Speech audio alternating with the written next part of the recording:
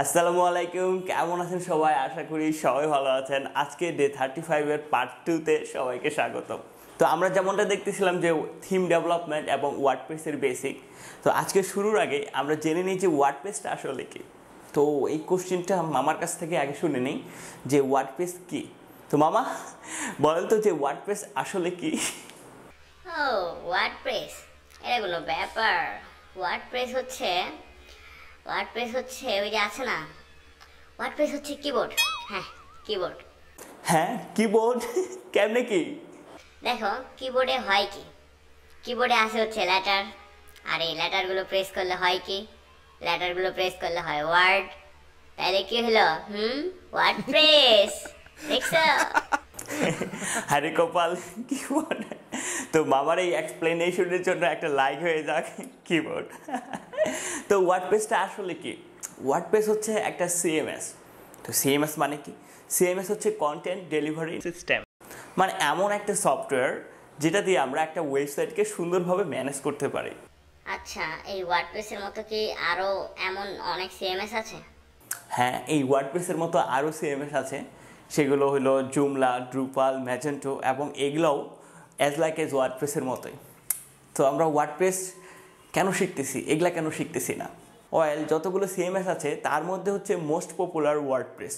ওয়ার্ডপ্রেসে huge পরিমাণ resource, huge পরিমাণ theme, plugin আছে, এবং সবথেকে যেটা ইম্পর্ট্যান্ট হচ্ছে মার্কেট প্লেসে এর হিউজ একটা ডিমান্ড আছে।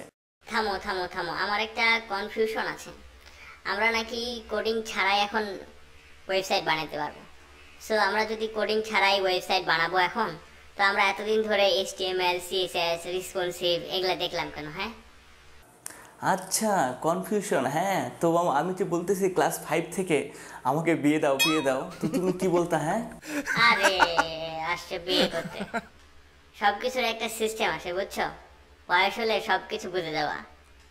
হ্যাঁ, এইবার লাইনে আসছো। সব কিছুরই যেমন একটা সিস্টেম আছে, তো এরকম ওয়েব ডেভেলপমেন্ট ডিজাইনেরও একটা সিস্টেম আছে। আপনি যেমন ক্লাস 1 থেকে 5 না পড়ে সরাসরি 6-7-এ ভর্তি হইতে পারবেন না, তেমনই এইখানেও যে আপনাকে বেসিক, কোর, প্রাইমারিটা আগে শিখতে হবে, দেন হচ্ছে আপনি এর নেক্সট স্টেজটাতে মুভ করতে পারবেন। সব কিছুরই একটা সিস্টেম আছে, যেমনই এইটারও ওইরকম একটা সিস্টেম আছে, আপনাকে সিস্টেম ওয়াইজ যাওয়ার লাগবে। এই যে দেখেন, আমাদের এই যে এটা হচ্ছে LFWF একাডেমির ওয়েবসাইট। ওকে, সো এই ওয়েবসাইটটা আমি কিন্তু ফুললি থিম এবং প্লাগইন দিয়েই তৈরি করছি, উইদাউট কোডিং। ওকে, সো এই ওয়েবসাইটটাকে আমাকে পারফেক্টলি করার জন্য, পারফেক্টলি রেসপন্সিভ বা সব কিছুতে পারফেক্টলি একটা গুড লুকিং দেওয়ার জন্য আমাকে এই যে টোটাল 500 তার অধিক লাইনের CSS কিন্তু লিখতে হয়েছে। ওই যে 10,000 টাকা দামের ফোনও কিন্তু স্মার্টফোন, এবং 1 লক্ষ টাকা দামের আইফোনও কিন্তু স্মার্টফোন।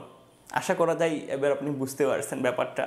আরও যদি ক্লিয়ার করে বলে দেই, তো আপনি যদি ওয়ার্ডপ্রেস দিয়ে এভাবে ওয়েবসাইট বানান, তাহলে হচ্ছে প্রবাবলি 80 থেকে 90% কোডিং ছাড়াই আপনি কিন্তু ওয়েবসাইট বানাই ফেলতে পারবেন। আচ্ছা, আর একটা কোশ্চেন, এই যে আমরা ওয়ার্ডপ্রেস দিয়ে যখন ওয়েবসাইটগুলো বানাবো, ওকে, তো আমাদের কি তখন ওয়েব প্রোগ্রামিং ল্যাঙ্গুয়েজ PHP আর ডাটাবেজের জন্য SQL শেখা লাগবে? না, লাগবে না। এইখানেই তো হলো ব্যাপারটা। মানে আমরা যেটা করব সেটা হলো কাস্টমাইজেশন। মানে আমরা একটা এক্সিস্টিং ডিজাইন বা থিমকে ধরবো, ওই ডিজাইন বা থিমটাকে সুন্দর করে কাস্টমাইজ করব ক্লায়েন্টের বিজনেস বা চাহিদা অনুসারে, বা ক্লায়েন্ট যেরকম ওয়েবসাইট চাচ্ছিল, যেরকম ডিজাইন চাচ্ছিল, ওই ডিজাইনটাকে আমরা সুন্দর করে কাস্টমাইজ করব, বা এদিক সেদিক করে একটা ওয়েবসাইট বানাই ক্লায়েন্টকে দিব। এবং ক্লায়েন্ট যেগুলো ফাংশন বা যে ফিচারগুলো চাচ্ছিল, সেই ফাংশন বা ফিচারগুলো আমরা অ্যাড করে দেব প্লাগইনসের মাধ্যমে। আর এই টোটাল প্রসেসটাকেই বলে হচ্ছে কাস্টমাইজেশন বা কাস্টমাইজার। যেহেতু আমরা থিম এবং প্লাগইন দিয়েই টোটাল প্রসেসটা করব, মানে একটা ফুল ওয়েবসাইট বানাই ফেলবো, সেহেতু আমাদের এই প্রসেসে কোডিং লাগবে না বললেই চলে আর কি। মানে 90 বা 80%ই আমরা কোডিং ছাড়াই কিন্তু কাজ করে ফেলতে পারবো। এখন আবার এই থিম আর প্লাগইনটা কি জিনিস? হ্যাঁ, অবশ্যই দেখবো এই থিম এবং প্লাগইন, আরও সব ডিটেলস নিয়ে কিন্তু আমরা কথা বলবো। সো এই প্রসেসটাকে, থিম এবং প্লাগইন কি, এটা আমরা নেক্সট ক্লাসের জন্য রেখে দিই।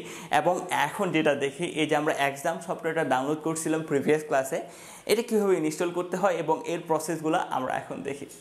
সো আমরা এখন ডেস্কটপে। তো আমরা তো প্রিভিয়াস ক্লাসে Xampp সফটওয়্যারটা ডাউনলোড করে রেখেছিলাম, তাই হচ্ছে আমাদের এটা এখন ডাউনলোড করা আছে। আর আপনারা যারা ডাউনলোড করেন নাই বা আজকের এই ক্লাসটা প্রথম দেখতেছেন, তারা যেটা করবেন, এখানে যাবেন, গুগলে যাবেন, সুন্দর করে লিখবেন যে XAMPP এরকম লিখবেন। ওকে, তো এই যে প্রথম ওয়েবসাইটটা, এই ওয়েবসাইটে যাবেন।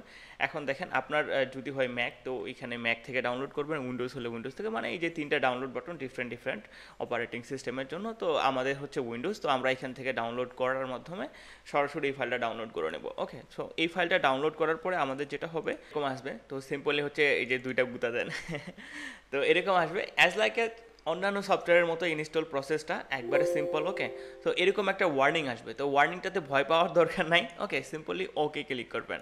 দেন হচ্ছে এরকম আসলো, নেক্সট ক্লিক করব। এখন দেখেন আমাদের কি কি দরকার। আমাদের দরকার হচ্ছে এই যে মাই এসকিউএল, তারপর হচ্ছে অ্যাপাচি, এটা একটা সার্ভারের জন্য।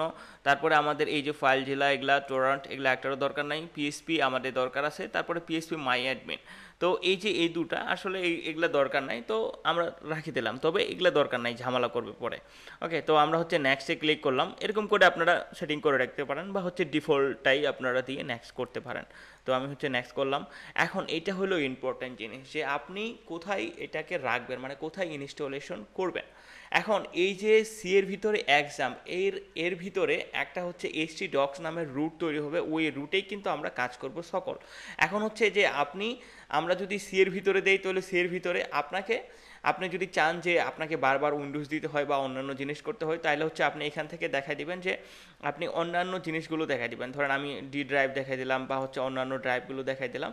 তাতে করে হবে কি, যে আমি এরপরে যদি আমি কখনো উইন্ডোজ দেই বা কোনো কিছু চেঞ্জ করি, বা আমার উইন্ডোজ যদি ক্র্যাশ হয়ে যায় বা কোনো কারণে যদি কোনো সমস্যা হয়, তো আমার ভিতরের যে htdocs-এর ভিতরে, মানে আমাদের সার্ভারে যে কাজগুলো আমি করব সেগুলো কখনো চলে যাবে না, সেগুলো আমি আবার রিটার্ন পেয়ে যাব। ওকে, তো হচ্ছে আমি অ্যাজ সিম্পল জিনিসটাই রাখি। ওকে, সো এরকম থাকলো। তো আমাদের যেটা হবে যে সি এর ভিতরে Xampp নামে একটা ফোল্ডার ক্রিয়েট হবে, ওইখানে এই Xampp সফটওয়্যারটা ইনস্টল হবে। তো নেক্সট ক্লিক করলাম, ইংলিশ দিয়ে রাখলাম সব কিছু, আর এটাতে ঠিক চিহ্ন দেওয়ার দরকার নেই। তো মোটামুটি এই যে নেক্সট করবেন, এখন হচ্ছে ইনস্টল হবে। এই যে দেখেন ইনস্টল শেষ হয়ে গেলে কিন্তু এরকম একটা ওয়ার্নিং বক্স আসবে। ওকে, তো ভুলেও কিন্তু এটা ক্যান্সেল করে দিবেন না, এটা হচ্ছে অ্যালাউ করে দিবেন, যেন হচ্ছে আপনার নেটওয়ার্কে যেন এই যে অ্যাপাচি সার্ভারটা যেন রান করতে পারে, এই জন্য সে পারমিশন চাচ্ছে, যে এটা অবশ্যই অ্যালাউ করে দিবেন। ওকে, তো এই যে অ্যালাউ করে দিলে এই ইনস্টল প্রসেসটা হচ্ছে সম্পূর্ণ হবে। মোটামুটি এই যে এখানে বলতেছে যে ইনস্টল কমপ্লিট, আপনি কি এটা ওপেন করতে চান, মানে হচ্ছে সি প্যানেল, মানে কন্ট্রোল প্যানেলটাকে ওপেন করতে চান, তো এখানে ঠিক চিহ্ন থাক। এখন হচ্ছে ফিনিশ দেন। ওকে, তো ফিনিশ দিলেই কিছুক্ষণের মধ্যে হচ্ছে এটা ওপেন হয়ে যাবে। তো এইরকম আসবে।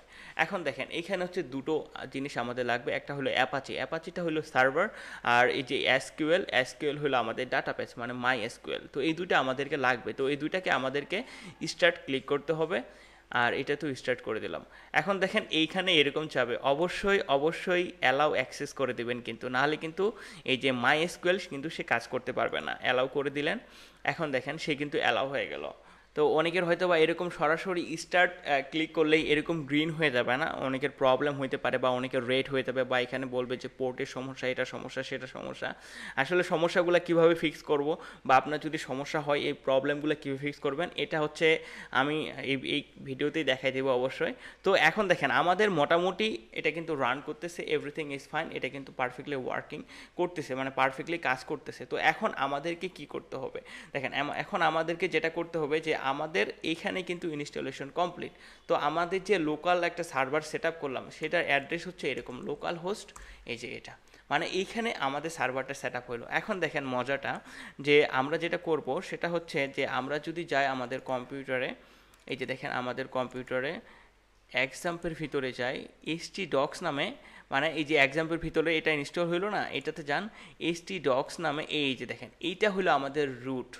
ওকে, রুট বলতে আমি কি বোঝাচ্ছি অ্যাকচুয়ালি, রুট হচ্ছে আপনার যে সার্ভার, আপনার সার্ভারের যে একটা ফোল্ডার, ওই ফোল্ডারটা পাবলিকলি দেওয়া আছে, মানে ওই ফোল্ডারে আপনি যাই রাখবেন, আপনার যে ডোমেন বা আপনার যে সার্ভারের অ্যাড্রেস, ওই সার্ভারের অ্যাড্রেসে যদি এন্টার করেন, তাহলে হচ্ছে ওই ফোল্ডারের ফাইলগুলো সরাসরি ওপেন হবে।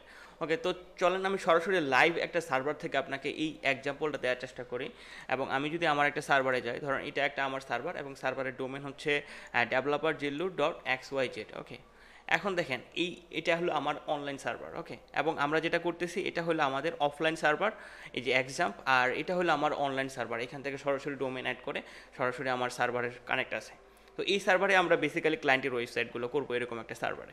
দেখেন এটা হলো অনলাইন সার্ভার। এইখানে আমি যদি এখন যাই যে ফাইল ম্যানেজার, এইখানে ক্লিক করলাম যে ফাইল ম্যানেজার। এখন দেখেন ফাইল ম্যানেজার মানে কি, ফাইল ম্যানেজার বলতে আমরা যেটা বুঝি যে ফাইলের যে জিনিসগুলো রাখা হয়, মানে ফাইল টাইল নিয়ে কাজ করা হয়, এরকম কিছু তো ফাইল ম্যানেজার, তাই না?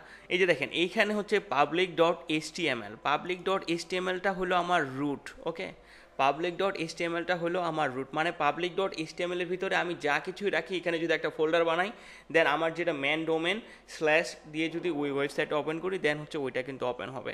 ওকে, তো এই যে দেখেন আমি এখানে ফর এক্সাম্পল আপনাদেরকে যদি একটা জিনিস দেখানোর চেষ্টা করি, তো এখানে দেখেন আমি যদি এরকম দিই যে টেস্ট WP এরকম দিলাম, এবং এটার ভিতরে আমরা যেটা করলাম সেটা হচ্ছে যে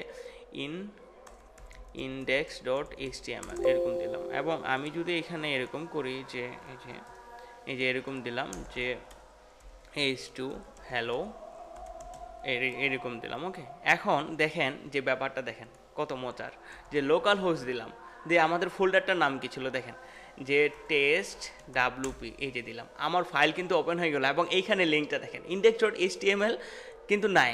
এইটাই হলো সার্ভারের বৈশিষ্ট্য, ঠিক আছে না? দেখেন আমার কিন্তু index.html ফাইলটা কিন্তু রান হয়েছে। এখন আমি যদি এরকম দিই যে p দিয়ে এই যে লো র্যাম দিই, এখন দেখেন এই যে আমি যদি রিলোড দিই, ওকে, জাস্ট এই যে দেখেন আমার কিন্তু এই জিনিসটা চলে আসছে। ওকে, তো আমি দেখেন আমার এইটা হলো অ্যাড্রেস, এবং এইটা অ্যাড্রেসের ভিতরে আমি রুটের ভিতরে যা কিছু রাখবো, মানে htdocs-এর ভিতরে যা কিছু রাখবো সেটাই কিন্তু পাবলিকালি শো করবে। এবং সেম কাহিনী দেখেন আমার এইখানে যে HTML public.html এর ভিতরে আমি যা কিছু রাখি, আমি যদি এইখানেও একটা এরকম একটা ফোল্ডার তৈরি করি যে টেস্ট WP হচ্ছে এটা দিলাম লাইভ, এরকম একটা নাম দিলাম, পাবলিকের ভিতরে আমি কিন্তু করতেছি। তো এইখানে দেখেন, এখানে যদি আমি Xampp ফাইল ক্রিয়েট করি যে হচ্ছে index.html ক্রিয়েট করলাম, এখন দেখেন এই যে এখন এইখানে যদি আমি এডিট করে একটা কিছু লিখি, যে এখানে কিন্তু HTML সব কিছু লিখতে পারবো। ওকে, তো এখানে এডিট করে আমি যদি ইচ্ছা মতো একটা কিছু লিখি যে হ্যালো এই সেই, এখানে হচ্ছে জাস্ট এরকম একটা p ট্যাগ দিয়ে হচ্ছে আমি এরকম দিলাম হ্যালো, এবং এই যে দেখেন আমি এটা সেভ করলাম। এখন কি হবে দেখেন, আমি যদি এরকম দিই যে developer.me আমার যে ম্যান ডোমেনটা দিয়ে, আমি যদি এই ফোল্ডারটা দিয়ে আমি যদি এরকম দিই যে index.html, দেখেন আমি কিন্তু যা লিখছি তা কিন্তু এখানে ওপেন হলো, মানে এই যে দেখেন এটা কিন্তু পাবলিকলি কাজ করতেছে, এবং এটা আমার লোকালি কাজ করতেছে। মানে হচ্ছে যেটা রুট ফোল্ডার বলবো, সেটা আপনি যদি লোকাল হোস্ট হয় তাহলে ভাববেন যে htdocs, এবং যদি আপনার সার্ভার হয় তাহলে হবে কি এই যে পাবলিক ডট মানে _html, মানে এটা হলো মানে রুট, মানে এখান থেকে আপনার ডোমেনটা রান করবে। মানে আমরা যে ফাইলগুলো HTML ফাইল টাইল বানালাম না, তো এরকম রুটের ভিতরে রেখে দিলে। ওকে, তো মজাটা হচ্ছে এখানে আপনাকে যেটা করতে হবে, লোকাল হোস্ট লেখলেই হচ্ছে আপনি রুট ফোল্ডারে ঢুকে গেলেন। এখন রুট ফোল্ডারের ভিতরে আপনি যে ফোল্ডার করেন বা যে কোনো ফাইল করেন, আপনি কিন্তু এইখানে রান করতে পারবেন, এবং এভাবে আপনি কিন্তু PHP থেকে সব কিছু কিন্তু প্র্যাকটিস করতে পারবেন। তো আজকে যেটা করবেন সেটা হচ্ছে যে আপনারা প্র্যাকটিস করবেন শুধু, যে কিভাবে এইটা সফটওয়্যার সেট আপ করতে হয়, কিভাবে কি করতে হয়, মোটামুটি একটু ঘাটাঘাটি করবেন। এবং হচ্ছে নেক্সট ক্লাসে আমরা যেটা করব যে এটা সরাসরি আমরা ওয়ার্ডপ্রেস ইনস্টল করব এবং ওয়ার্ডপ্রেস নিয়ে ঘাটাঘাটি করব। ওকে, তো আরেকটা যেটা হচ্ছে যে অনেকের প্রবলেম হতে পারে যে অনেকের অ্যাপাচি বা MySQL এটা রান না হতে পারে, তো সেই ক্ষেত্রে আপনারা করবেন কি, এই যে দেখেন একটা লিঙ্ক, এটি লিঙ্কটা আমি অবশ্যই আপনাদেরকে দিয়ে দিব। ওকে, তো এইখানে বলা আছে যে কি কি প্রবলেম হয়। বেসিক্যালি এই প্রবলেমটা আমাদের এখন হবে না, এটা পরে হবে, তো এটা আপাতত লিভ করেন।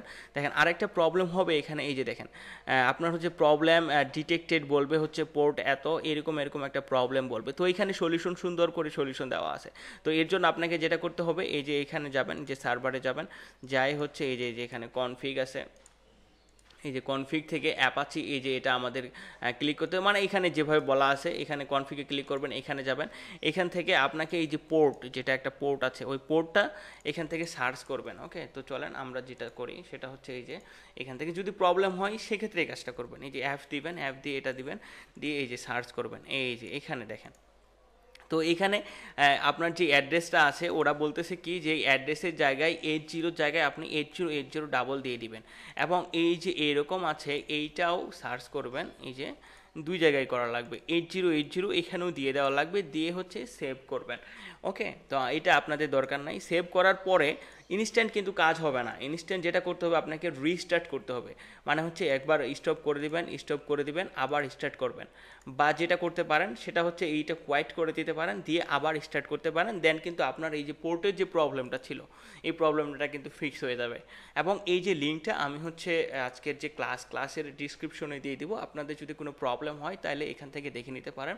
এবং আদার্স যদি কোনো প্রবলেম হয় জাস্ট নেটে সার্চ করবেন, ইউটিউবে সার্চ করবেন, আপনার কিন্তু এভাবে কিন্তু প্রবলেমটা ফিক্স হয়ে যাবে। ওকে, আর আরেকটা জিনিস যে আপনারা এরকম ইনস্টল করলেন, ঠিক আছে, ইনস্টল করার পরে প্রথমত এরকম থাকবে যে স্টার্ট এখানে ক্লিক করতে বলবে, তো সব কিছু ঠিক আছে, ইনস্টল করলেন, ওয়েল এভরিথিং ইজ ফাইন, দেন হচ্ছে আপনি স্টার্ট না ক্লিক করেই আপনি হচ্ছে মানে খুশিতে ঠেলাতে আর কি যেটা করবেন সেটা হচ্ছে যে এরকম লোকাল হোস্ট দিয়ে বসে থাকবেন, ও কাজ করতেছে না কেন, আমার তো কাজ করতেছে না, আমার কি হলো, আমার জীবন শেষ বরবাদ, এরকম ভাবার দরকার নাই। যেটা করতে হবে যে স্টার্ট না ক্লিক করলে এটা কিন্তু স্টার্ট হবে না, তার মানে আপনার পিসিতে সে কাজ করবে না, মানে কাজ করা শুরু করবে না আর কি। ওকে, তো আপনাকে অবশ্যই ইনস্টল করার পরেই কিন্তু কাজ শেষ এরকম না, ইনস্টল করার পরেই এইটা ওপেন করতে হবে। দেখেন এইটা আপনার এইখানেও আসতে পারে, এখানে নাও আসতে পারে, তো আপনি রিস্টার্ট মেনু বার থেকে এটা সার্চ করবেন, সার্চ করার পরে আপনাকে অবশ্যই স্টার্টে ক্লিক করতে হবে, এই যে স্টার্টে ক্লিক করতে হবে। এখন এই যে এরকম চিহ্ন যখন আসবে তখনই ভাববেন যে আপনার